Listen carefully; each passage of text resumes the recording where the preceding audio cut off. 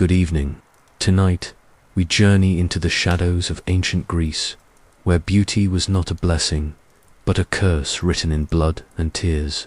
In the myths that have captivated humanity for thousands of years, we discover a terrifying truth. To be beautiful was to invite destruction. From Helen of Troy, whose face launched 1,000 ships into war, to Medusa, whose stunning features were transformed into a weapon of stone death. Beauty in Greek mythology was a death sentence disguised as a gift from the gods. We will walk through marble halls stained with tragedy, witness divine jealousy that reshapes human form, and uncover why the ancient Greeks believed that true beauty was too dangerous for mortals to possess. This is not the sanitized version of mythology you learned in school. This is the raw, unforgiving reality of what it meant to be beautiful in a world where gods were petty. Mortals were expendable, and beauty itself was the most lethal weapon of all. Before we descend into these tales of splendor and suffering, I want you to become part of this ancient tapestry. Tell us in the comments below where in this world you are watching from, and what hour marks your current moment. After all, beauty and tragedy know no boundaries of time or place. They are as eternal as the stars themselves. And if you find yourself drawn to these hidden truths, these dark corners of mythology that most dare not explore, then subscribe, because here we do not merely retell old stories. We excavate the secrets buried beneath marble and myth, revealing why these ancient warnings about beauty and power still echo through our modern world. Picture, if you will, the most beautiful woman who ever lived. Not beautiful in the way we might understand today, with carefully applied cosmetics and filtered photographs, but beautiful in a way that could stop time itself. Her name was Helen, and she was born in Sparta, with a face so perfect that it would become synonymous with destruction. But Helen's story begins before her birth, in the twisted machinations of the gods themselves. Her mother, Leda, Queen of Sparta, was tending to her royal duties when Zeus, king of the gods, spotted her from Mount Olympus. Consumed by desire, Zeus transformed himself into a magnificent swan and descended to earth. What followed was a divine assault disguised as seduction, resulting in Helen's conception. From the moment she drew her first breath, Helen carried within her the dangerous gift of divine beauty, beauty so potent it would reshape the ancient world. As Helen grew from child to maiden, her beauty became legendary. Suitors traveled from every corner of Greece, bringing armies and treasures, hoping to win her hand. Kings abandoned their thrones, warriors deserted their posts, and poets ran out of words trying to capture her perfection. But this was not the gentle admiration we might expect. This was obsession, raw and consuming, the kind that breeds violence. Helen's foster father, King Tyndareus, recognized the danger his stepdaughter's beauty posed.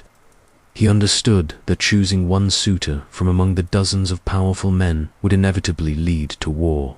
In a moment of political brilliance, he bound all the suitors with an oath, swearing them to protect whichever man Helen chose as her husband. They agreed, blinded by their desire, not realizing they were signing a contract written in blood. Helen chose Menelaus, king of Sparta, a choice that seemed to bring peace. For a time, it did. She bore him a daughter, settled into royal life, and it appeared that her dangerous beauty had been safely contained within marriage. But the gods were not finished with Helen. They had invested too much divine power in her creation to let her live a quiet life. Enter Paris, Prince of Troy, a young man whose own beauty was said to rival that of the gods themselves. When he arrived in Sparta as a diplomatic guest, the moment his eyes met Helen's, the careful political structures built around her beauty crumbled like sandcastles before a tsunami. Paris had recently been chosen by the gods to judge a beauty contest between three goddesses, Hera, Athena, and Aphrodite. Each goddess offered him bribes, but Aphrodite's was the most tempting. She promised him the love of the most beautiful woman in the world. When Paris saw Helen, he knew Aphrodite had kept her promise. But divine gifts always come with a price, and this price would be paid in rivers of blood. The abduction of Helen, whether by force or seduction, depends on which version you believe, but the result was the same. When Menelaus discovered his wife was gone, taken to Troy by a foreign prince, he called upon the oath that bound all of Helen's former suitors. One by one, the kings of Greece gathered their armies. Agamemnon, Odysseus, Achilles, Ajax, all the legendary heroes whose names still thunder through history, assembled the greatest military force the ancient world had ever seen. But consider this. They were not marching to war over politics or territory or resources. They were marching to war over beauty. Helen's beauty had become a weapon of mass destruction, and now it would be deployed against an entire civilization. The Trojan War raged for 10 years. Imagine it. A decade of siege warfare, of families torn apart, of heroes dying in the mud outside Troy's walls. The casualties were immense. Achilles, the greatest warrior who ever lived, fell to Paris's arrow. Hector, Troy's noble defender, was dragged dead through the dust. Thousands upon thousands of soldiers on both sides perished, their bodies feeding the carrion birds that darkened the sky above the battlefield. Ancient sources tell us that for every year the war continued. Helen's beauty seemed to grow rather than fade. Soldiers on both sides who caught glimpses of her on Troy's walls forgot why they were fighting. Mesmerized by features so perfect they seemed sculpted by the gods themselves.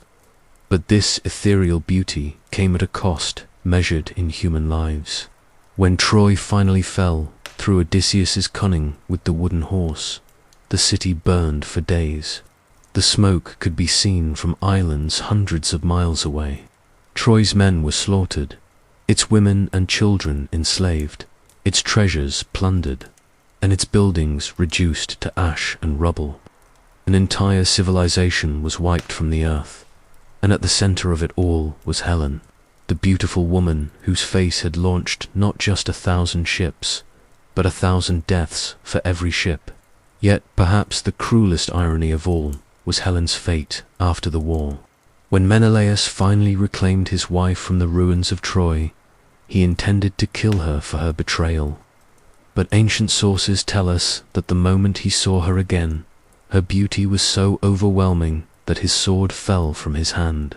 He could not bring himself to harm something so perfect, even though that perfection had cost him 10 years of his life and the lives of countless friends and allies. Helen returned to Sparta and lived out her days in luxury, her beauty preserved by divine power even as she aged. She died peacefully in her bed, surrounded by wealth and comfort, while the battlefields of Troy remained littered with the bones of men who died for a glimpse of her face. This is the first lesson in the deadly mathematics of mythological beauty. The beautiful ones rarely pay the price themselves. Instead, beauty becomes a catalyst, a divine chemical that transforms everyone it touches into something more dangerous than they were before. Helen's beauty did not destroy Helen, it destroyed everyone else. If Helen's story teaches us that beauty can be a weapon, then Medusa's tale reveals an even darker truth, that beauty can be stolen, twisted, and transformed into something that destroys not just individuals, but the very concept of human connection itself. Medusa was not born a monster. This is crucial to understand. In the earliest versions of her myth, she was mortal, one of 3 sisters known as the Gorgons, but the only one cursed with mortality, while her sisters, Steno and Euryale, were immortal from birth. But Medusa's mortality came paired with a gift that her immortal sisters lacked: breathtaking beauty. Picture her as she was: golden hair that caught sunlight like spun silk, skin that seemed to glow with inner light, and eyes so captivating that mortals would travel vast distances just for the chance to look upon her face. She served as a priestess in Athena's temple, bound by sacred vows of chastity, devoted to the goddess of wisdom and warfare. Her beauty was legendary, but it was beauty contained within sacred boundaries, protected by divine law and religious obligation. But beauty, as we have learned, attracts attention from dangerous places. Poseidon, god of the seas, lord of earthquakes and horses, spotted Medusa as she tended to her duties in Athena's temple. In that moment, her fate was sealed, though she could not know it yet. What happened next depends on which version of the myth you follow, but all versions lead to the same horrifying conclusion. In some tellings, Poseidon pursued Medusa relentlessly, ignoring her protests and her sacred vows. In others, he simply took what he wanted, using his divine power to overcome any resistance. But in every version, the encounter took place within Athena's sacred temple, violating not just Medusa's body and vows, but the very sanctuary of the goddess herself. When Athena discovered what had happened in her temple, her reaction was swift and merciless. But here we encounter one of mythology's most chilling examples of divine injustice. Rather than punish Poseidon, her uncle and fellow Olympian, Athena turned her wrath upon Medusa. The transformation was not quick or merciful. Ancient sources describe it as a process of horrifying metamorphosis that took place over several agonizing days. Medusa's golden hair, strand by strand, became writhing serpents that hissed and coiled around her head. Her smooth skin became scaled and rough. Her beautiful eyes, the windows to her gentle soul, became weapons so terrible that anyone who looked upon them would be instantly turned to stone. But perhaps the cruelest aspect of her curse was that Medusa retained her consciousness throughout the transformation. She could see what was happening to her, could feel each beautiful feature being stripped away and replaced with something monstrous. She begged Athena for mercy, reminded the goddess of her years of faithful service, pleaded her innocence in what had befallen her. But the goddess's heart had turned to stone long before Medusa's gaze could turn anything else to stone. When the transformation was complete, Medusa found herself alone in a world where her very existence had become a threat to all life around her.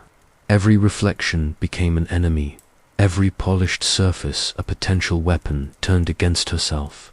She could no longer look upon another living being without destroying them, could no longer experience the simple pleasure of seeing her own face without risking her own destruction.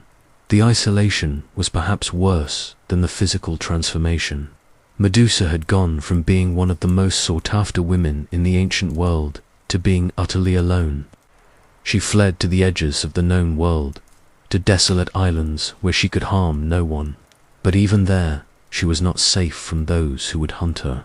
Her beauty, perverted into monstrosity, became a prize for heroes seeking to prove their worth. Perseus, son of Zeus, was tasked with bringing back her head as proof of his heroic capabilities. The irony was not lost on the ancient storytellers. Perseus needed to kill Medusa to prove he was a hero, but Medusa had only become a monster because she was beautiful. The hunt for Medusa was methodical and calculated. Perseus sought out the tools he would need: a mirrored shield to avoid looking directly at her, winged sandals to approach her from above, a helmet of invisibility to remain hidden until the crucial moment, and a sword sharp enough to cut through her serpentine hair and tough skin. Every piece of equipment was designed to overcome the advantages her beauty turned monstrous had given her. When Perseus finally found Medusa, she was asleep in her cave, surrounded by the stone statues of those who had looked upon her by accident or design. Heroes, merchants, wanderers, even animals, all frozen in their final moments of life, their expressions captured forever in marble and stone. These statues were not artworks, they were tombs, each one representing a life ended by beauty corrupted. Perseus approached, using his shield as a mirror, seeing Medusa's reflection rather than looking at her directly. Even in stone, even transformed into a monster, the remnants of her original beauty were visible. The shape of her face, the line of her neck, the way she held herself even in sleep, all testified to what she had once been. The beheading was swift. One stroke of his divine sword, guided by reflection, and Medusa's head was severed from her body. But even in death, her power remained. Her blood, spilling onto the ground, gave birth to the winged horse Pegasus and the giant Chrysaor, both springing fully formed from her neck. Her head, now a weapon, retained the power to turn any living thing to stone with a single glance. Perseus carried Medusa's head back to civilization, using it as a weapon in his subsequent adventures. He would brandish it at enemies, turning them to stone, effectively using Medusa's corrupted beauty as a tool of war. Her death had not ended her suffering. It had simply transformed her into an object to be used by others. But perhaps the most tragic element of Medusa's story is what it reveals about the nature of divine justice in Greek mythology. Medusa was punished for being beautiful, for being desired, for being the victim of divine assault. Her beauty, which had brought her nothing but pain and ultimately death, was considered somehow complicit in her own violation. The gods, it seems, could not conceive of beauty as anything other than a willing participant in its own destruction. Even after death, Medusa's image became a symbol of protection, carved into shields and placed above doorways to ward off evil. But there is bitter irony in this. The woman who had been destroyed for her beauty became Death, a guardian, whose monstrous face was supposed to protect others from harm. She who could protect no one, least of all herself, became a symbol of protection for those who had never lifted a finger to protect her. Medusa's story teaches us that in the world of Greek mythology, beauty is never truly owned by the beautiful. It belongs to those with the power to take it, transform it, or destroy it. And when that beauty is gone, when it has been corrupted into something monstrous, society will find a way to profit from that monstrosity as well. Beauty in Greek mythology does not merely attract mortal attention, it challenges the very foundations of divine power. No story illustrates this more clearly than that of Psyche, whose name literally means soul, and whose beauty was so transcendent that it threatened to topple a goddess from her throne. Psyche was born a mortal princess in a small kingdom whose name has been lost to history, but whose daughter's beauty would outlast empires. From birth, she possessed a loveliness so profound that it seemed to illuminate everything around her. Her skin held the luminescence of dawn, her eyes reflected depths that seemed to contain eternity itself, and her movements carried a grace that made even the simplest gestures appear to be divinely choreographed dances. But it was not simply her physical perfection that made Psyche dangerous to the gods. It was the way that beauty seemed to transform everyone who encountered her. Hardened soldiers wept openly when they saw her face. Poets claimed that meeting her had ruined them for all other sources of inspiration. Artists abandoned their work, declaring that nothing they could create would ever compare to the masterpiece walking among them in human form. Word of Psyche's beauty spread across the ancient world like wildfire, and soon pilgrims began arriving at her father's palace. They came not as suitors, for Psyche's beauty was so overwhelming that it intimidated rather than attracted potential husbands, but as worshippers. They brought offerings of flowers and precious stones, burning incense in her honor, bowing down before her as if she were a goddess descended to earth. This is where Psyche's beauty became not just remarkable, but blasphemous. The crowds that gathered to worship her began to neglect the temples of Aphrodite, goddess of love and beauty. Why pray to a distant deity when perfection itself walked among them? Aphrodite's altars grew cold, her offerings decreased, and her temples stood empty while mortals lavished their devotion on a human girl. For Aphrodite, this was not merely an insult. It was an existential threat. Gods in the Greek pantheon derived their power from worship, and Psyche's beauty was literally stealing Aphrodite's divine authority. The goddess who had commanded love and desire since the beginning of time found herself supplanted by a mortal, whose only crime was being too beautiful for the world to contain. Aphrodite's rage was the fury of a god whose very identity was under attack. She summoned her son, Eros, the god of desire, whose arrows could make anyone fall in love with anything, and commanded him to destroy Psyche. Her instructions were specific and cruel. He was to make Psyche fall in love with the most hideous creature on earth, ensuring that her beauty would be wasted on someone so repulsive that her life would become a living hell. But divine plans often go awry when beauty is involved. When Eros arrived to carry out his mother's orders, the sight of Psyche sleeping in her garden stopped him in his tracks. Even the god of love, who had seen every beautiful thing that had ever existed, was stunned by her perfection. In his shock, he accidentally pricked himself with one of his own arrows, causing him to fall desperately in love with the very woman he had come to destroy. This created a divine crisis that would reshape both heaven and earth. Eros, torn between his duty to his mother and his impossible love for Psyche, chose love, but he could not reveal himself to her, for gods and mortals were forbidden from marrying openly. Instead, he devised a plan that would allow him to be with Psyche while hiding his true identity. Eros arranged for the oracle at Delphi to deliver a terrifying prophecy to Psyche's father. The oracle declared that Psyche was destined to marry a monster, a creature so fearsome that even the gods trembled before it. She was to be taken to the top of a mountain and left alone to await her husband, who would claim her when darkness fell. The procession that carried Psyche to her fate was like a funeral march. Her parents wept as if they were burying their daughter alive. The people who had worshipped her beauty now mourned its inevitable destruction.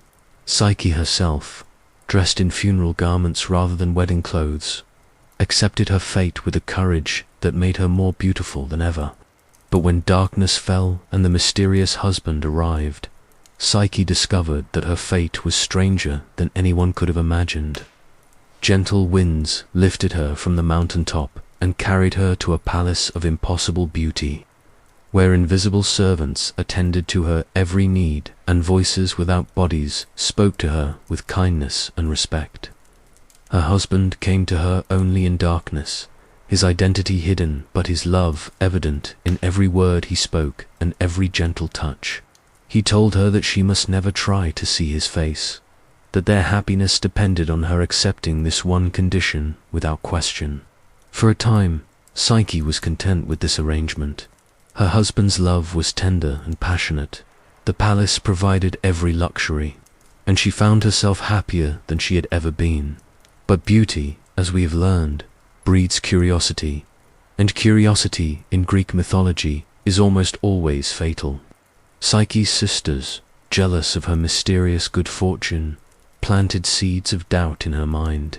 They convinced her that her husband must be hiding his identity because he was truly the monster the oracle had prophesied, and that one day he would devour her when she least expected it. Driven by fear and curiosity, Psyche decided to look upon her husband's face while he slept. She lit an oil lamp and crept to their bed, prepared to see a creature of nightmare. Instead, she found herself staring at the most beautiful being she had ever seen. Eros lay sleeping, his golden hair spread across the pillow, his perfect features peaceful in slumber, his divine beauty making her own seem pale by comparison.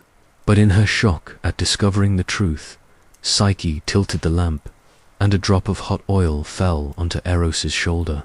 He woke instantly, saw the lamp in her hand, and understood that she had broken their sacred agreement. Without a word, he vanished, and with him went the palace, the servants, and all the happiness Psyche had known. What followed were trials that would have broken anyone less determined than someone whose beauty had already taught her to endure the impossible. Aphrodite, discovering that her son had disobeyed her, subjected Psyche to a series of tasks designed to destroy her. She was to sort a mountain of mixed grains by dawn, a task that would have taken months. She was to gather golden fleece from a flock of murderous sheep whose wool could cut like razors. She was to collect water from the river Styx at its most dangerous point, where it fell from a cliff guarded by dragons. Each task was designed to be impossible for a mortal. But Psyche's beauty had taught her something valuable: how to inspire help from unexpected sources. Ants, moved by her plight, sorted the grains while she slept. A talking reed advised her how to collect the golden fleece safely. An eagle, touched by her determination, fetched the water from the deadly river. But the final task was the cruelest of all. Psyche was commanded to descend into the underworld itself and ask Persephone, queen of the dead, for a box containing divine beauty. Aphrodite claimed she needed this beauty to repair the damage done to her appearance by worrying about her son's disobedience. The journey to the underworld was treacherous beyond description.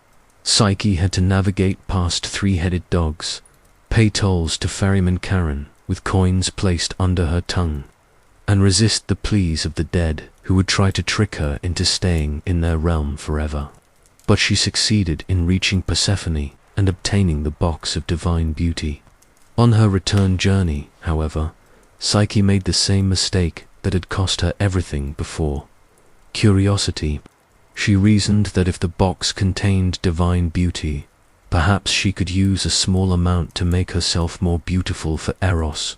When she finally saw him again, she opened the box, expecting to find cosmetics or perfumes. Instead, she released a cloud of deadly sleep that instantly overcame her. She collapsed on the path, the box falling from her hands, trapped in a slumber that was deeper than death itself. This was not beauty she had released, but oblivion, a sleep so profound that she would never wake from it naturally. But love, it turns out, can sometimes overcome even divine punishment. Eros, who had been healing from his burns in his mother's palace, could no longer bear to be apart from Psyche.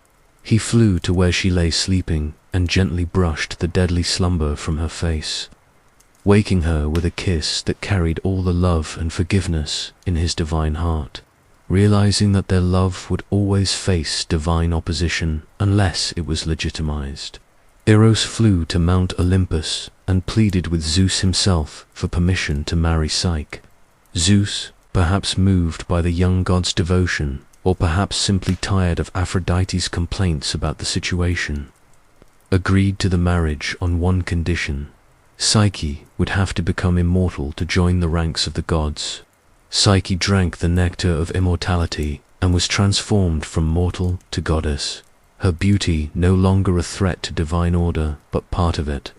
She and Eros were married in a ceremony attended by all the gods and Aphrodite, her position secure now that Psyche was no longer a mortal rival, gave the marriage her blessing.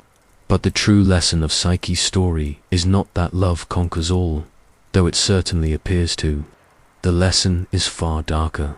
Beauty is so dangerous to the existing order that it can only be safely contained when it becomes part of that order. Psyche's beauty threatened the gods until she became one of them. Only then was she allowed to exist without constant persecution. Psyche's trials teach us that beauty in Greek mythology is not a gift, but a test. And the test is not whether the beautiful person can remain beautiful, but whether they can survive being beautiful long enough to find a way to make that beauty serve the interests of those in power. Psyche succeeded not because she was the most beautiful, but because she was the most resilient, and because her beauty inspired a love powerful enough to change divine law itself. Her story reminds us that in the world of Greek mythology, beauty alone is never enough. It must be combined with wisdom, courage, and most importantly, the favor of those who hold ultimate power. Without these additions, beauty becomes not a blessing, but a countdown to destruction, measuring not how much joy it will bring, but how much suffering it will endure before it is finally extinguished. There is perhaps no more perfect metaphor for the deadly nature of beauty in Greek mythology than the story of Narcissus, a young man so beautiful that he became the instrument of his own destruction. His tale reveals a truth more chilling than divine punishment or mortal jealousy. Sometimes beauty is so perfect that it becomes a trap from which escape is impossible, even for the beautiful person themselves. Narcissus was born of violence and prophecy, as so many tragic figures in Greek mythology are. His mother, Liriope, was a naiad, a water nymph of extraordinary beauty who caught the attention of the river god Cephissus. Like so many encounters between gods and mortals in Greek mythology, what followed was not romance, but assault. Cephissus, overcome by desire for the nymph, trapped her in his waters and took her by force, leaving her pregnant with a child who would inherit both divine beauty and a destiny written in shadow. When Narcissus was born, Liriope, fearful for her son's future, consulted the blind prophet Tiresias, a seer whose predictions never failed to come true, though they often came true in ways that brought more sorrow than comfort. She asked the question that every parent of a beautiful child in Greek mythology learned to fear: would her son live a long and happy life? Tiresias's answer was cryptic and ominous. He will live to a ripe old age, provided he never knows himself. The prophecy seemed almost like a riddle, but in Greek mythology, such warnings were always literal, even when they appeared metaphorical.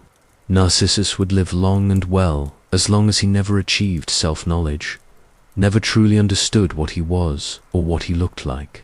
As Narcissus grew from infant to child to youth, it became clear that he had inherited more than human beauty.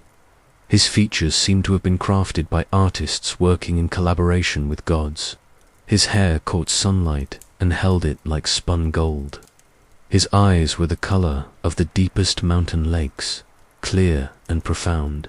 His skin seemed to glow with inner light, and his movements carried the fluid grace of someone who had never known awkwardness or uncertainty. But it was not just his physical perfection that made Narcissus remarkable.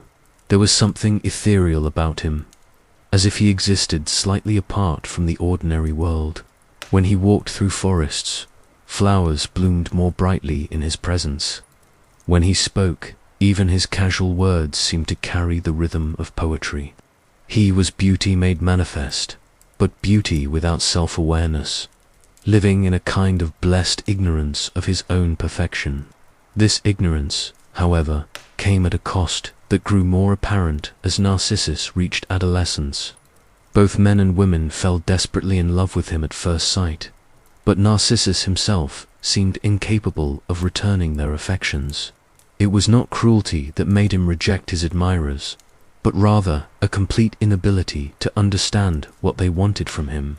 He could not comprehend desire because he had never experienced it himself. He could not recognize love because he had never felt its stirrings in his own heart. The nymphs of the forest were particularly enchanted by Narcissus, following him through the woods, calling out declarations of love that he would ignore or brush aside with the casual indifference of someone swatting at gnats. To him, their passionate speeches were simply noise that interrupted his solitary walks. He lived in a world of one, beautiful but utterly alone, unconscious of the trail of broken hearts he left behind.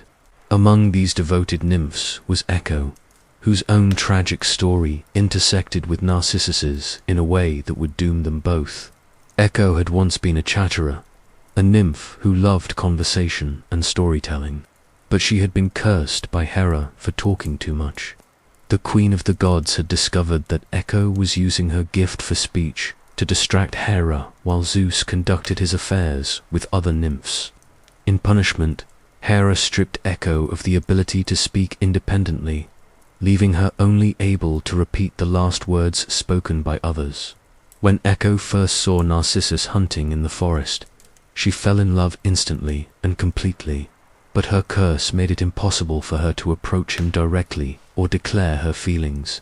She could only follow at a distance, repeating fragments of his words back to him, trying desperately to turn these echoes into some form of communication. One day, Narcissus became separated from his hunting companions and called out, "Is anyone here?" Echo, hidden among the trees, her heart racing with the possibility of finally connecting with the object of her love, called back, "Here, here." Intrigued by the voice, Narcissus called, "Come to me," and Echo joyfully repeated, "Come to me." She rushed from her hiding place, arms outstretched, ready to embrace the beautiful youth she had loved from afar. But Narcissus recoiled from her approach. To him, she was just another admirer whose attention he could not understand and did not want. "Do not touch me," he said harshly. "I would rather die than let you have me." Echo could only repeat his cruel words. Have me, but the damage was done. Narcissus strode away, leaving Echo alone with her broken heart and her cursed voice. Echo retreated deep into the forest, her love for Narcissus consuming her from within. She stopped eating, stopped sleeping, stopped caring for herself in any way. Her body began to waste away until only her voice remained, forever calling out among the rocks and caves, repeating the words of others because she had lost the ability to speak her own truth. Her love for Narcissus had literally destroyed her physical form, leaving only the echo of her voice as a reminder of what unrequited love could cost. But Echo's destruction was not the end of the story. It was merely the catalyst for what was to come. The gods, witnessing the trail of broken hearts and destroyed lives that followed in Narcissus's wake, decided that his beauty had become too dangerous to remain unchecked. If he could not learn to love others, perhaps he could learn to love himself, and in that learning discover both the power and the terrible price of beauty. Nemesis, goddess of divine retribution, was chosen to deliver Narcissus's punishment. She led him on one of his solitary walks to a hidden pool in the forest, a place where the water was so still and clear that it formed a perfect mirror. The pool was fed by underground springs that kept the water at a constant temperature and prevented any ripples from disturbing its surface. It was, in essence, nature's perfect looking glass. When Narcissus, tired from his walk and thirsty from the warm day, knelt beside the pool to drink, he saw his own reflection for the first time in his life. In that moment, Tiresias's prophecy was fulfilled in the most terrible way possible. Narcissus achieved self-knowledge, but that knowledge became his doom. The face looking back at him from the water was so beautiful that Narcissus fell instantly and completely in love. But he did not recognize the image as his own reflection. He thought he was seeing another person, someone even more beautiful than any nymph or mortal he had ever encountered, someone whose perfection made his heart race and his breath catch in his throat. "Who are you?" he whispered to the reflection, and when the lips and the water moved in perfect synchronization with his own, he thought the beautiful stranger was trying to communicate with him. He reached toward the water, desperate to touch this perfect being. But the moment his fingers broke the surface, the image shattered into ripples, leaving him grasping at empty water. Again and again, Narcissus tried to embrace the figure in the pool. He would lean down for a kiss, only to have his lips meet cold water. He would extend his hand in greeting, only to watch the hand and the reflection reach toward him in perfect mimicry. The more he studied the face in the water, the more desperately he fell in love with it, never realizing that he was falling in love with himself. Days passed, then weeks. Narcissus refused to leave the pool, afraid that if he went away, the beautiful stranger would disappear forever. He stopped eating, stopped sleeping, stopped caring for anything except the impossible love that consumed him. His friends searched for him, calling his name through the forest, but he could not hear them over the sound of his own heart breaking, as his body began to waste away from starvation and heartbreak. Narcissus finally began to understand the cruel trick that fate had played on him. The timing of the reflection's movements, the way its expressions perfectly matched his own emotions, the fact that it appeared and disappeared in exact correlation with his presence at the pool, all pointed to a terrible truth. "Oh God," he whispered to his reflection, "you are me, and I am you.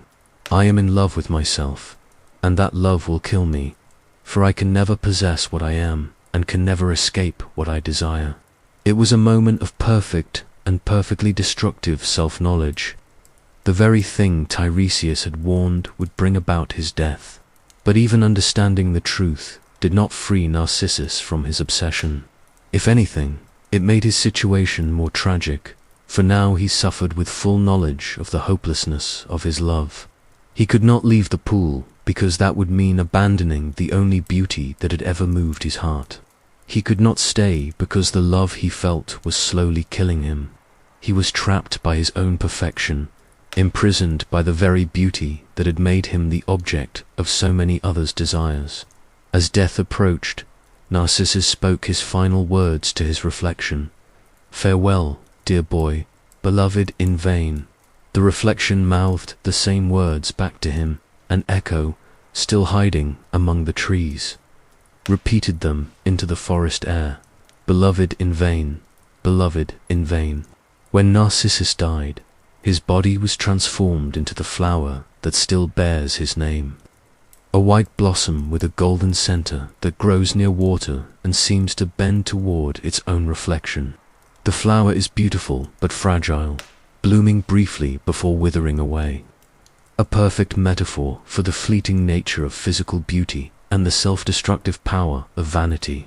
The story of Narcissus reveals perhaps the most insidious danger of beauty in Greek mythology, that it can turn inward and consume itself. While other beautiful figures in myth were destroyed by external forces, gods, mortals, or circumstances beyond their control, Narcissus was destroyed by his own perfection. His beauty became a closed loop, a perfect circle that allowed no escape and no external connection.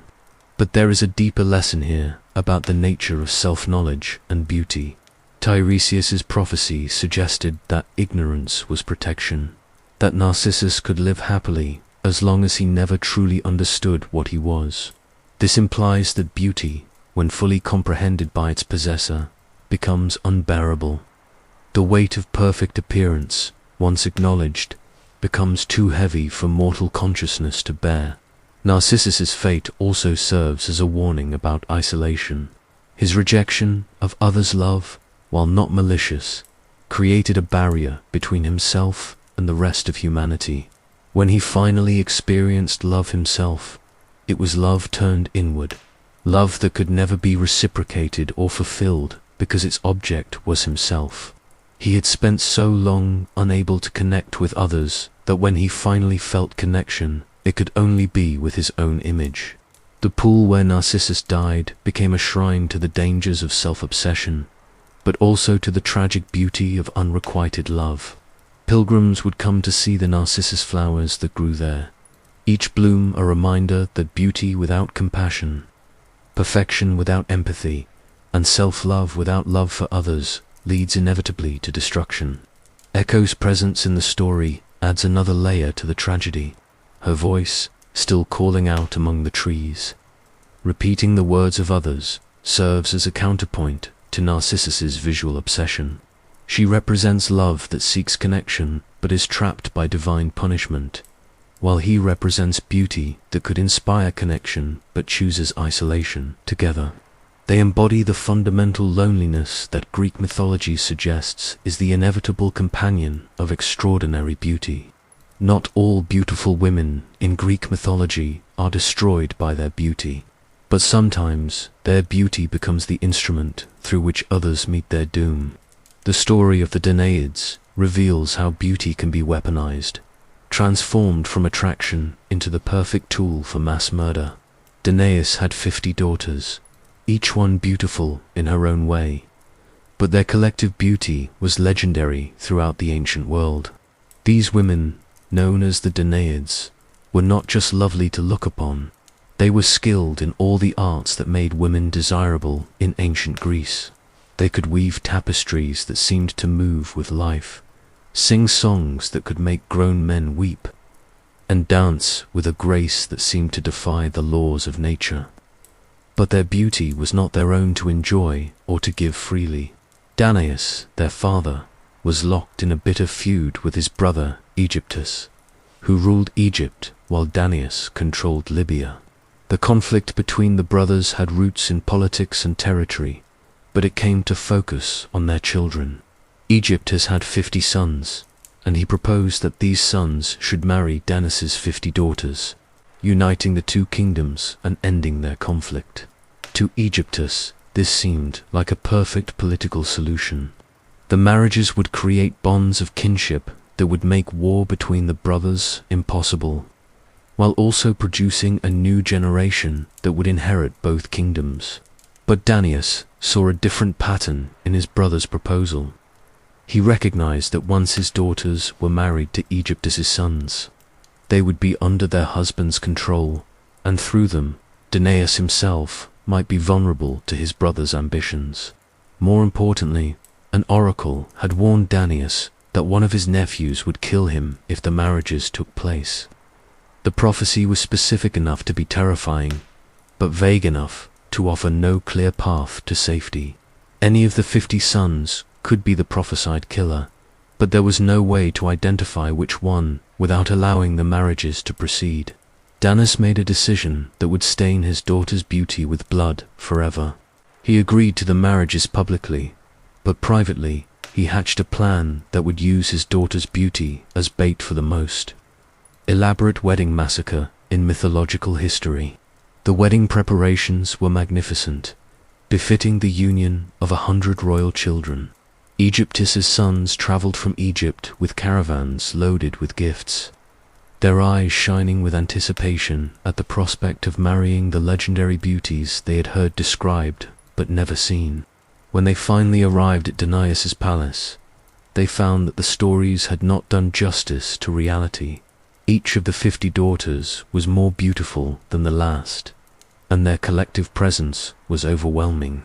The wedding feast lasted for days, with each of the 50 couples being celebrated in turn. The sons of Aegyptus were drunk on wine, food, and the intoxicating presence of their beautiful brides. They competed with each other to compose poems praising their wives' beauty, commissioned artists to capture their likenesses, and spoke of the children they would have and the kingdoms they would inherit. But while the sons celebrated, Danaus was distributing weapons to his daughters. Hidden beneath their wedding robes, each of the 50 women carried a dagger, its blade sharpened to deadly perfection. Their beauty, which had attracted their husbands, would now conceal the instruments of those same husbands' destruction. The plan was simple and horrifying. On the wedding night, when each couple retired to their bridal chamber, the women would wait until their new husbands fell asleep, exhausted from celebration and secure in their happiness. Then they would strike, each woman killing her husband with a single thrust to the heart. Danaus had chosen this method carefully. The beauty that had drawn the men to their marriages would be the last thing they saw as they drifted off to sleep beside their new wives. They would die not in battle, not in some honorable conflict, but in the most vulnerable moment possible, betrayed by the very beauty they had sought to possess. 49 of the 50 daughters carried out their father's orders with mechanical precision. As their husbands lay sleeping, dreams of future happiness dancing behind their closed eyes, their wives rose silently from beside them and drove daggers into their hearts. The men died instantly, most without even waking, passing from dreams of love into the dreamless sleep of death. The palace, which had echoed with laughter and celebration just hours before, became a charnel house.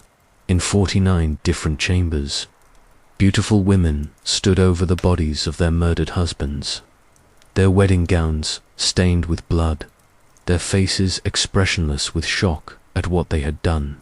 The beauty that had made them desirable brides had now made them perfect killers, for who would suspect a lovely new wife of harboring murderous intent?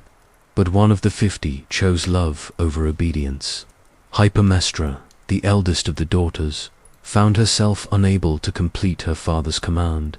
When she looked at her sleeping husband, Lynceus, she saw not a political threat or a prophetic danger, but a young man who had treated her with genuine kindness and respect. During the wedding festivities, he had spoken to her not just about her beauty, but about her thoughts and her dreams for their future together. Hypermnestra woke Lynceus and warned him of the plot, urging him to flee before dawn revealed the massacre. Lynceus, horrified by the fate that had befallen his brothers, but grateful for his wife's mercy, escaped into the night. He would later return with an army to avenge his brothers' deaths. But that night, he was simply a young man whose life had been saved by love conquering fear. When Danaus discovered that one of his daughters had disobeyed him, he was furious. Hypermnestra's mercy had doomed his plan, for now there was a survivor who could testify to what had really happened. The other daughters had been able to claim that their husbands had attacked them and they had killed in self-defense. But Lynceus's testimony would reveal the premeditated nature of the massacre. Danaus put Hypermnestra on trial for treason, demanding that she be executed for her disobedience. But the gods themselves intervened in her defense. Aphrodite, goddess of love, testified that Hypermnestra had acted out of love rather than treachery, and that love should be rewarded rather than punished. The court acquitted Hypermnestra, and she was reunited with Lynceus, becoming the ancestral mother of the royal house of Argos. But the other 49 daughters faced a different fate. Their beauty, which had been used as an instrument of murder, became their eternal punishment. In the underworld, they were condemned to spend eternity trying to fill a bathtub with water, using jars with holes in the bottom. No matter how hard they worked, the water would always drain away before the task could be completed. This punishment was specifically designed to reflect their crime. Just as they had used their beauty to attract love and then destroyed it, they were now forced to pursue a task that seemed promising but was ultimately futile. The water represented the love they had destroyed, constantly slipping away no matter how desperately they tried to contain it. The symbolism extended further. The bathtub they were trying to fill was for a ritual purification that would never come. They had stained themselves with their husband's blood, and their beauty, once pure and attractive, was now forever tainted by their actions. They could labor for eternity, but they would never be clean again. The story of the Danaids reveals one of the darkest truths about beauty in Greek mythology, that it can be transformed from a gift into a weapon without losing any of its power. The 49 daughters who committed murder were no less beautiful after their crimes than before. But their beauty had become something sinister, something that concealed rather than revealed their true nature. Their tale also demonstrates how beauty can be used by others as a tool of manipulation. Danaus used his daughter's attractiveness to lure his nephews to their deaths, turning his own children into unwitting accomplices in mass murder. The women's beauty made them perfect bait, but it also made them perfect victims of their father's ambitions. Perhaps most tragically, the story shows how beauty can become a prison from which escape requires extraordinary moral courage. 49 of the 50 daughters chose obedience over conscience, fear over love, and in doing so, they trapped themselves in an eternity of futile labor. Only Hypermnestra, who chose to risk everything for love, found freedom and happiness. The lesson is clear. Beauty without moral courage is not just useless, it is dangerous. When combined with weakness or malice, beauty becomes a weapon that ultimately destroys not just its targets, but those who wield it. The Danaids learned too late that their true beauty lay not in their physical appearance, but in their capacity for love and mercy, qualities that 49 of them sacrificed for the sake of obedience and fear.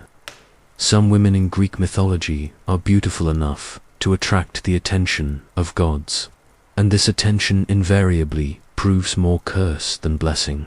Cassandra of Troy possessed not only physical beauty that could stop armies in their tracks, but also a beauty of spirit that made her irresistible to Apollo himself.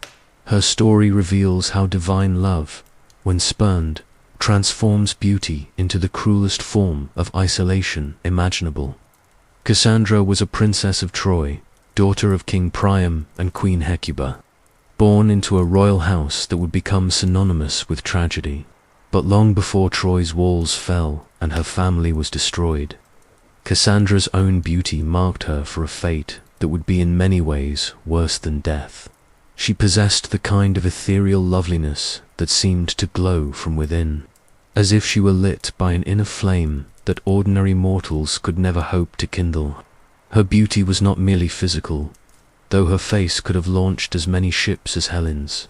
Cassandra possessed an intelligence that sparkled in her eyes, a wit that made her conversation as captivating as her appearance, and a spiritual depth that suggested she was somehow closer to the divine than ordinary mortals. It was this combination of outer beauty and inner light that caught the attention of Apollo, god of prophecy, music, and the sun. Apollo, despite his divine nature, was notorious for his violent pursuit of mortal women. His love affairs typically followed a pattern. He would become obsessed with a beautiful mortal, pursue her relentlessly, take what he wanted by force if necessary, and then abandon her once his passion cooled. But something about Cassandra was different. Perhaps it was her intelligence, perhaps it was her spiritual nature. But Apollo found himself genuinely desiring not just her body, but her willing affection. When Apollo first approached Cassandra, he did so as a suitor, rather than as a divine rapist. He courted her with gifts that only a god could provide, lyres that played themselves, flowers that never wilted, wine that tasted like liquid starlight. He composed songs for her that made the very stones of Troy weep with their beauty. He showed her visions of the future, revealing his power as the god of prophecy and offering to share that power with her. The gift Apollo offered was extraordinary, the ability to see the future clearly and completely. For a princess living in dangerous times, when wars could erupt without warning and political alliances shifted like sand, such a gift would be invaluable. Cassandra would be able to warn her family of threats, guide her city away from disaster, and use her prophetic knowledge to bring peace and prosperity to Troy. Intrigued by the possibilities and flattered by the god's attention, Cassandra agreed to accept the gift of prophecy. But there was a condition, as there always was with gods. In exchange for this divine power, she would have to become Apollo's lover. The god made it clear that this was not a negotiation, but a transaction. The prophecy would be hers, but so would she be his.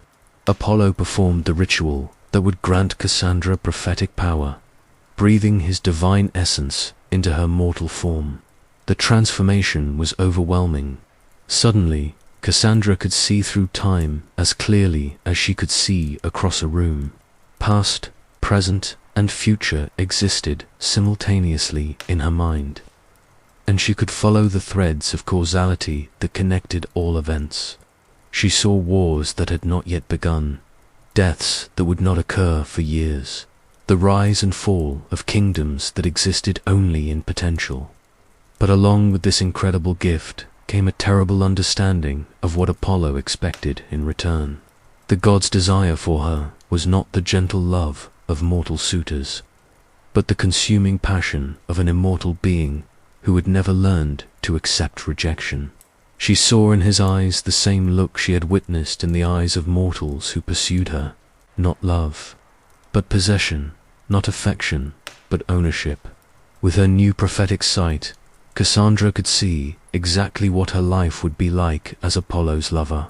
She saw herself trapped in his golden palace, beautiful and powerful, but essentially a prisoner, her prophetic gifts used to serve his whims rather than to protect her people. she saw herself bearing his children, who would be taken from her to be raised as gods, while she remained forever mortal. Forever aging, forever dying a little more each day, while her divine lover remained eternally young. Most importantly, she saw that Apollo's love for her was not eternal.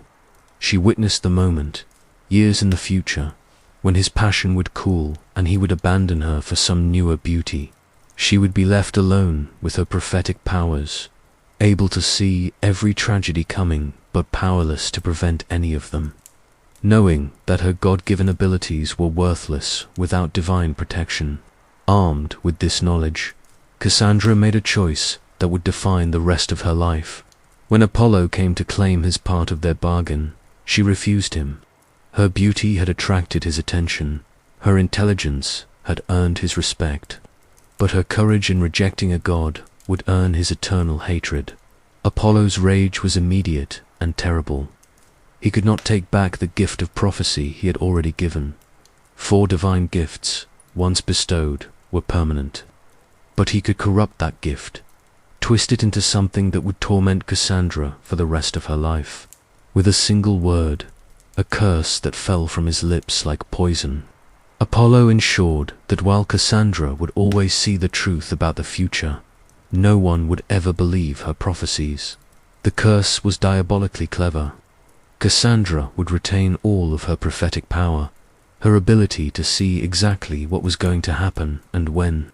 But whenever she tried to warn others, her words would sound like madness to their ears.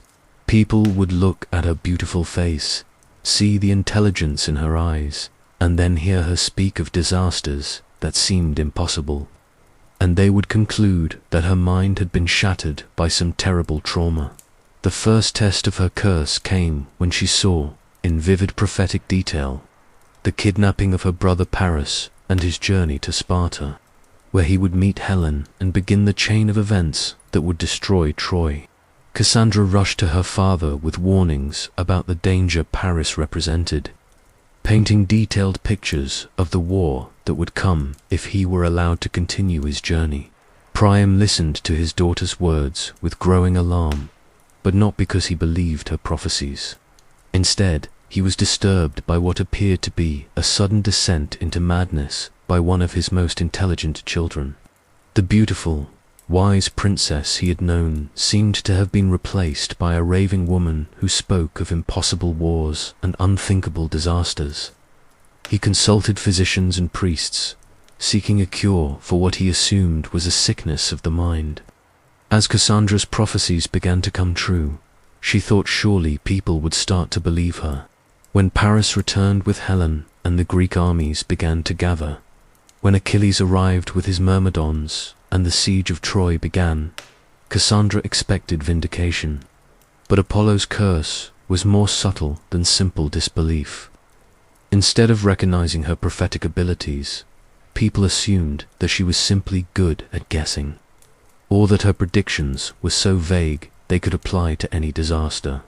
Throughout the 10 years of the Trojan War, Cassandra lived in the peculiar hell of knowing exactly how every battle would end, precisely which heroes would die and when, and exactly how her city and her family would be destroyed. She saw Hector's death years before it happened, witnessed Achilles' vulnerability long before Paris's arrow found its mark, and knew the exact moment when Troy would fall and her father would die. But every warning she gave was dismissed as the ravings of a madwoman. Her beauty, which had once made people eager to listen to her, now worked against her.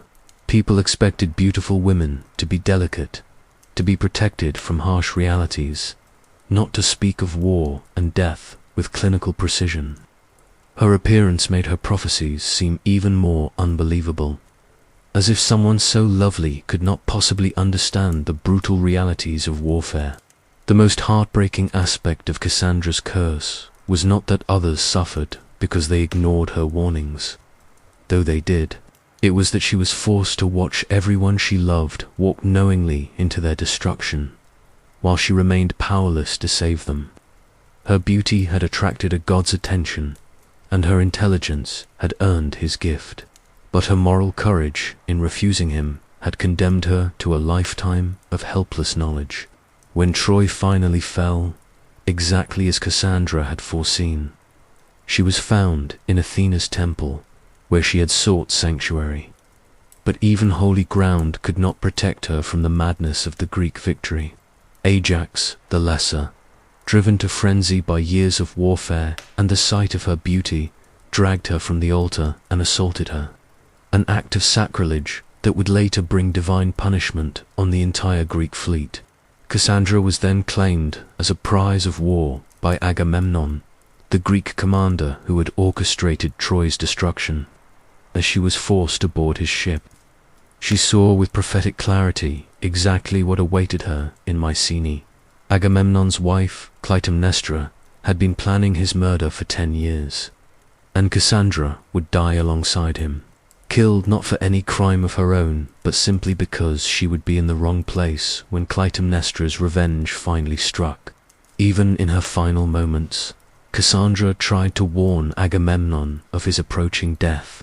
She described in detail how his wife would greet him with false joy, how she would invite him to bathe, how she would strike him down with an axe while he was defenseless. But Agamemnon, like everyone else, heard only the words of a mad Trojan slave, and he ignored her warnings completely. Cassandra died as she had lived since receiving Apollo's gift, beautiful, intelligent, prophetically gifted, and utterly alone. Her beauty had brought her to the attention of a god. Her intelligence had earned her divine power, but her moral integrity had transformed those gifts into the cruelest punishment imaginable. Her story serves as a warning about the true cost of attracting divine attention.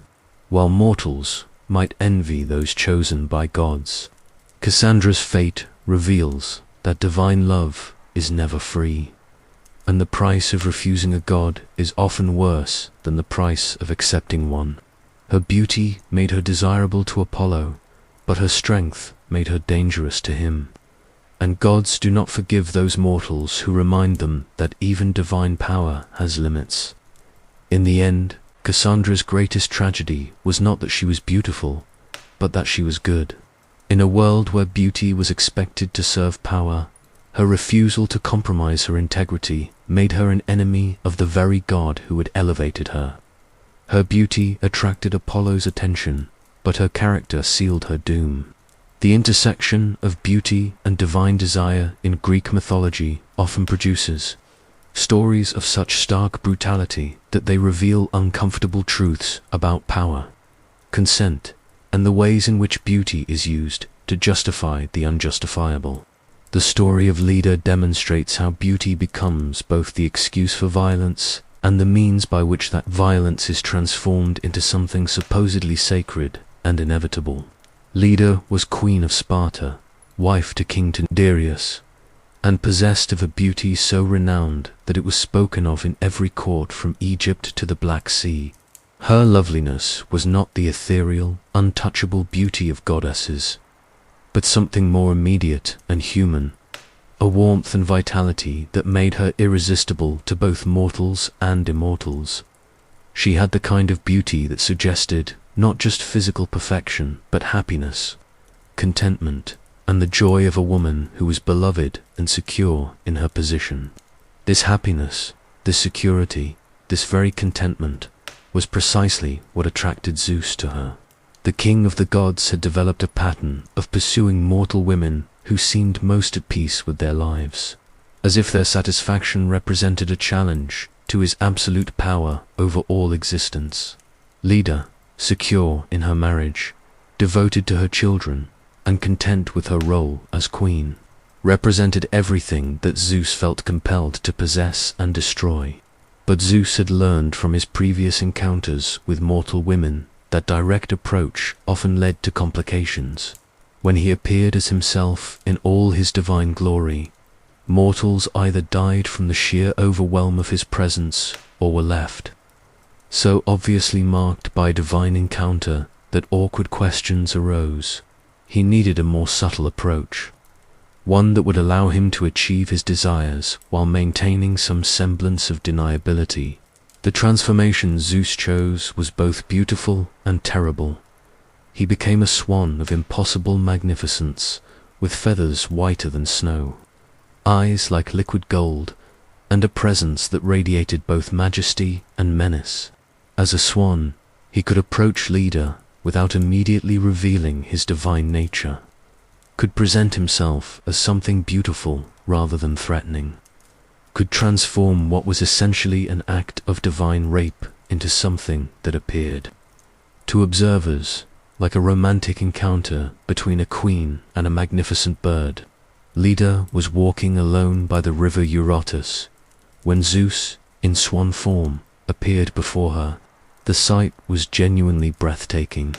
The creature was larger than any swan she had ever seen, its presence commanding and otherworldly. Its feathers seemed to glow with inner light, and when it moved, it did so with a grace that was hypnotic in its perfection. But what happened next depends entirely on which version of the story you choose to believe.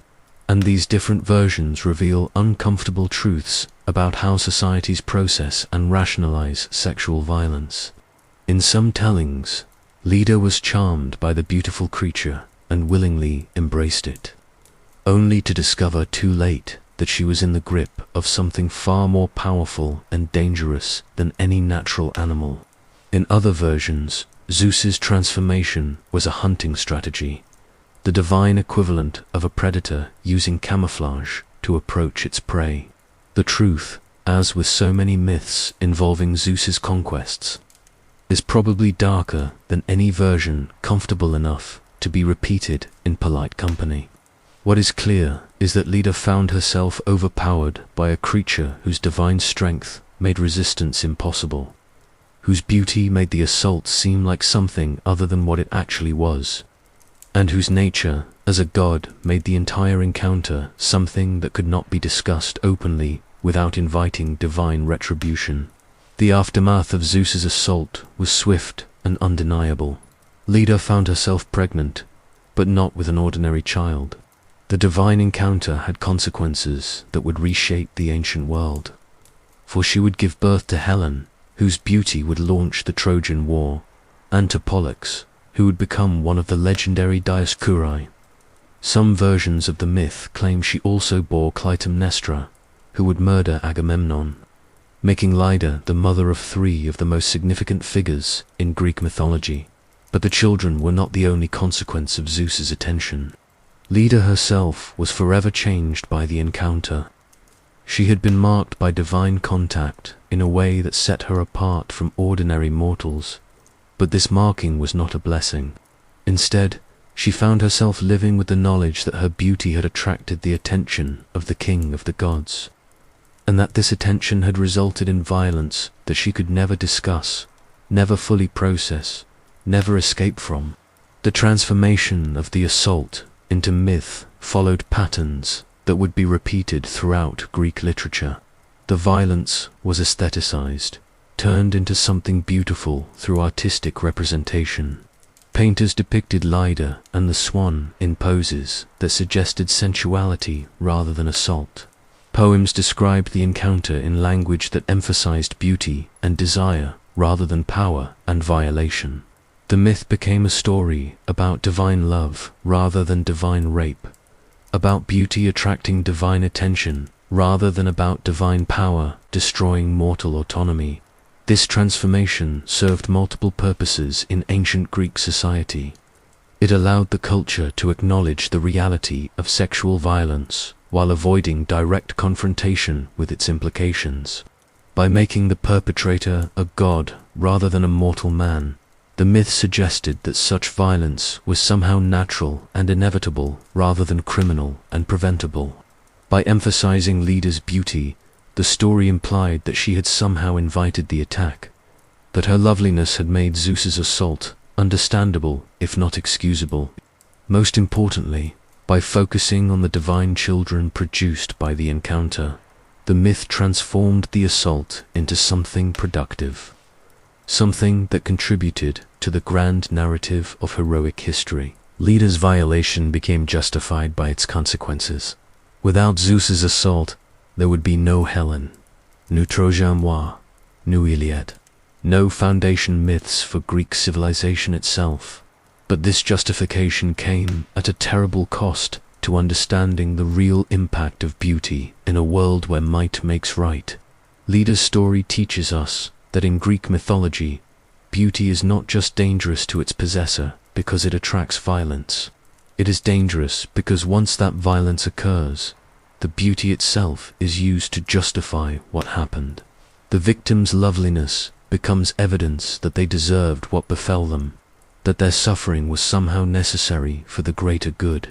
The children born from Zeus's assault on Leda would each carry forward different aspects of this toxic legacy. Helen would inherit beauty so dangerous that it would destroy entire civilizations. Clytemnestra would inherit a rage that would drive her to murder her husband in revenge for his sacrifice of their daughter. Pollux would inherit divine power, but would use it in ways that often brought more harm than good to mortals. Each of these children, in their own way, would replay their mother's story. They would possess gifts that attracted attention from dangerous sources. They would find themselves caught up in conflicts not of their making, and they would discover that their inherited beauty and power came with prices that had to be paid in blood and suffering. Leda herself faded from the mythological narrative after giving birth to her divine children, as if her primary purpose had been to serve as a vessel for Zeus's will, rather than to exist as a person in her own right. This erasure is perhaps the cruelest aspect of her story. Not only was she violated by a god, not only was that violation transformed into a romantic myth, but she was then written out of the consequences of what had been done to her. Her fate reveals one of the most disturbing patterns in Greek mythology's treatment of beautiful women. They are often most valued not for who they are, but for what can be taken from them.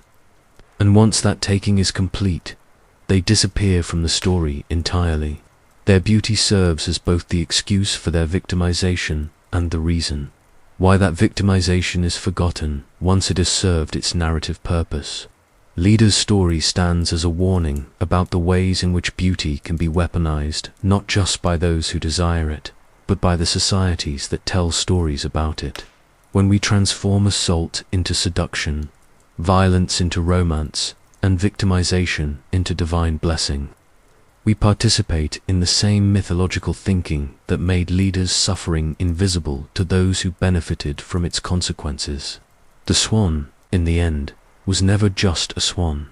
It was power disguised as beauty, violence disguised as love, and assault disguised as divine favor. And Leda, despite her legendary beauty, despite her royal status, despite the world-changing children she bore, remains one of mythology's most forgotten victims. Her own story subsumed into the larger narratives of those who gained power from her powerlessness. As we reach the end of our journey through these tales of beauty and destruction, we must confront an uncomfortable truth. These stories are not ancient history. They are warnings that echo through every age, including our own. The patterns we have witnessed in Greek mythology, the ways in which beauty becomes dangerous both to its possessors and to those around them. These dynamics have not disappeared from human experience. They have simply taken new forms. We have walked through marble halls, stained with blood, witnessed divine jealousy reshape human form, and seen how beauty transforms everyone it touches into something more dangerous than they were before. From Helen's face that launched 1,000 ships to their doom, to Medusa's corruption from priestess to monster, from Psyche's trials in the face of divine jealousy to Narcissus's self-destruction, from the Danaid's weaponized beauty to Cassandra's cursed prophecies, and finally to Leda's transformation of assault into myth. We have seen the same terrible mathematics at work. Beauty, in the world of Greek mythology, is never neutral. It is power, and like all power, it comes with a price that is often paid not by those who possess it, but by those who encounter it. The beautiful ones in these myths are not blessed. They are marked for tragedy, their loveliness serving as both target and weapon in conflicts that reshape the ancient world. But perhaps the most chilling aspect of these stories is not the fates of the beautiful, but the way their beauty is used to justify the terrible things that happen to them and around them. Helen's face excuses the destruction of Troy. Medusa's transformation from victim to monster erases the crime committed against her. Psyche's trials are presented as tests of worthiness rather than divine persecution. Narcissus's fate is seen as just punishment for coldness rather than the natural result of divine manipulation. In each case, beauty becomes complicit in its own destruction. The victims are blamed for being too lovely, too tempting, too perfect for the world to contain. Their suffering is transformed into entertainment, their destruction into moral lessons, their pain into the foundation stones of civilization itself. These patterns persist because they serve the interests of power. When beauty is dangerous, when being desired is deadly, when attractiveness inevitably leads to tragedy, then those who possess beauty can be controlled, contained, and ultimately sacrificed for the greater good of those in charge. The mythology of dangerous beauty is not just description. It is prescription, a set of instructions for how societies should handle the disruptive power of human perfection. But we have also seen, in the stories of Hypermnestra and Psyche's eventual triumph, that these patterns are not inevitable. When beauty is combined with moral courage, when attractiveness is paired with wisdom, when physical perfection is matched by strength of character, then even the deadliest mythological mathematics can be overcome. The beautiful ones who survive in these myths are not those who are most lovely, but those who are most complete as human beings. They are the ones who refuse to let their beauty be used as a weapon against others or against themselves. They are the ones who insist on their own agency even in the face of divine opposition. They are the ones who transform the curse of dangerous beauty into something resembling a genuine blessing. As we close this exploration of mythology's darkest truths, we carry with us both warning and hope. The warning is clear: beauty without wisdom, attractiveness without courage, perfection without compassion leads inevitably to destruction. But the hope is equally clear: when beauty serves wisdom rather than vanity, when attractiveness empowers connection rather than control, when perfection inspires growth rather than stagnation, then even the most dangerous gifts can become genuine blessings. The choice, as it always has been, is ours. We can perpetuate the ancient patterns that transform beauty into curse and blessing into bane, or we can write new myths, tell different stories, create narratives in which beauty serves life rather than death, connection rather than isolation, love rather than power. The gods of Olympus have fallen silent, their marble temples stand empty. Their stories survive mainly in books and videos like this one, but the dynamics they represented, the patterns they encoded, the warnings they carried forward through millennia of human storytelling, these remain as relevant today as they were when the first Greek poets sang of Helen's face and the 1,000 ships it launched toward Troy. In the end, perhaps the greatest beauty is not in our appearance, but in our choices, not in how we look, but in how we love, not in how we are desired, but in how we desire to be.